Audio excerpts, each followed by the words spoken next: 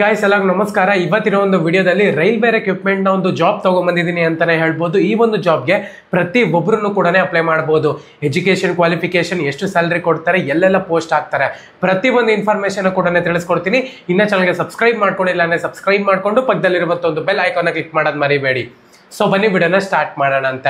ಮೊದಲನೇದಾಗಿ south East central railway recruitment ಕಡೆಯಿಂದ ಬಂದಿರುವಂತ ಒಂದು ಪೋಸ್ಟ್ ಅಂತಾನೆ ಹೇಳ್ಬೋದು. ನಂಬರ್ ಆಫ್ ಪೋಸ್ಟ್ ನೋಡ್ಕೊಳ್ಳೋದಾದ್ರೆ 1007 ಪೋಸ್ಟ್ಗೆ ನಿಮ್ಗೆ ಇಲ್ಲಿ ವೇಕೆನ್ಸಿನ ಕಾಲ್ ಮಾಡಿದ್ದಾರೆ. Job location Maharashtra, all over India ಅಂತಾನೆ ಹೇಳ್ಬೋದು. ಅಪ್ರೆಂಟಿಸ್ಶಿಪ್ ಡ್ರೈವರ್ ಪೋಸ್ಟ್ಗೆ ನಿಮ್ಗೆ ಇಲ್ಲಿ ವೇಕೆನ್ಸಿನ ಕಾಲ್ ಮಾಡಿದ್ದಾರೆ. ಸ್ಟೈಫಂಡ್ ನೋಡ್ಕೊಳ್ಳೋದಾದ್ರೆ 7,700 ರೂಪಾಯಿಂದ ಹಿಡಿದು 8,050 ರೂಪಾಯಿ ತನಕ ಕೂಡ ಕೊಡ್ತಾರೆ.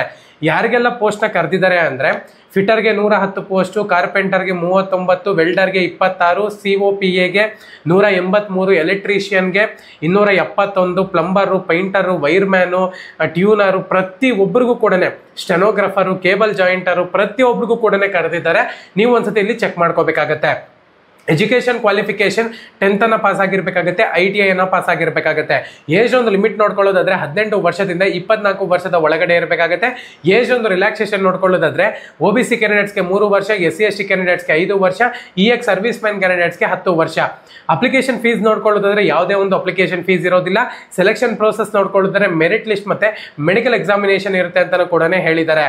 ಸೊ ಇಂಪಾರ್ಟೆಂಟ್ ಡೇಟ್ಸ್ ನೋಡ್ಕೊಳ್ಳೋದಾದ್ರೆ ಸ್ಟಾರ್ಟ್ ಡೇಟು 5/4/2025 ಇಂದ ಸ್ಟಾರ್ಟ್ ಆಗುತ್ತೆ ಅಂತಾನೆ ಹೇಳ್ಬೋದು. Last date 4th of May. ಇನ್ನ ಟೈಮ್ ಇದೆ. ಪ್ರತಿಯೊಬ್ರು ಕೂಡ ಅಪ್ಲೈ ಮಾಡಬೇಕಾಗುತ್ತೆ.